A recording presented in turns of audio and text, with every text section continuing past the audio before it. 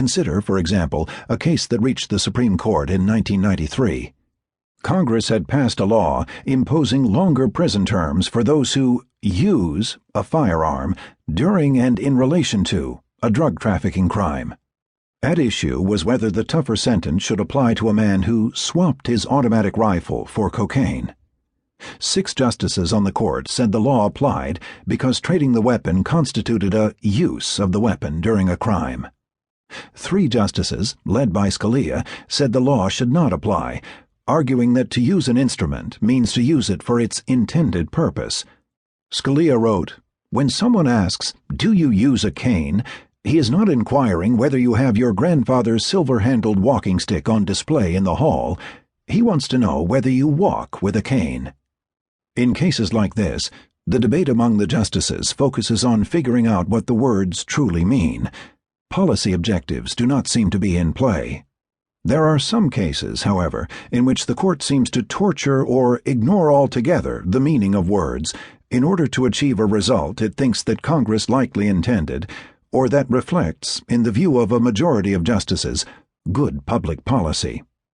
In all cases of statutory interpretation, how should the court figure out what the law is?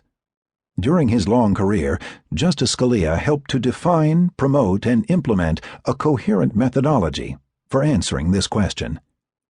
Known as textualism, Scalia's methodology first directs judges to focus on the words of a statute or regulation. Unlike some conservative judges, Scalia argued that texts should not be construed strictly, nor should they be construed liberally. Rather, Scalia said, words should be interpreted reasonably. That is, words should be accorded the ordinary meaning that would have made sense to the legislature that passed the law and to the people who would have been subjected to it. At the same time, the court should ensure the meaning makes sense within the context of the law or code of which it is a part.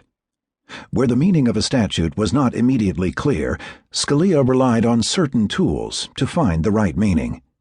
He frequently consulted dictionaries from the period in which the law was passed. He would look to see if words were used elsewhere in the statute, and, if they were, would give them the same meaning. Looking for original meaning, also known as originalism, is not the same as looking at the legislature's intent, as evidenced by a statute's legislative history. Scalia famously objected to reliance on legislative intent for a couple of reasons. First, it is not usually ascertainable. Members of Congress usually have many different reasons, or no reason at all, for voting for a bill, and thus there is no singular intent that can be attributed to the body passing the law. Second, even if intent can somehow be determined, it is an illegitimate source of meaning.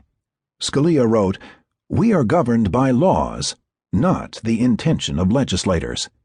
He railed against the practice of using legislative history, the statements on the floor of the House or Senate by the bill's sponsors, or committee reports drafted by staff, for example, to interpret a law's text.